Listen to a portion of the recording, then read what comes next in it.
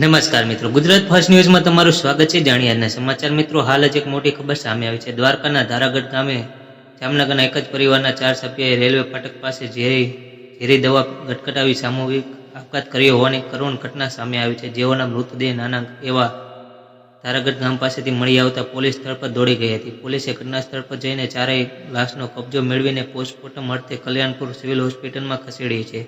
તમને જણાવી દઈએ કે નાના એવા ધારાગઢ ગામમાં એક જ પરિવારના 4 લોકોના આપઘાતથી લોકોમાં હાહાકાર મચી જવા પામ્યો છે, જેઓના મૃતદેહ નાના એવા ધારાગઢ ગામ પાસેથી મળી આવતા જ પોલીસ ઘટના સ્થળે દોડી ગઈ હતી। પોલીસે ઘટના સ્થળ પર જઈને ચારેય લાશનો કબજો મેળવ્યો હતો। હાલ પોલીસે આપઘાત કરવાનું કારણ જાણવા 4 દિશામાં તપાસ હાથ ધરી છે।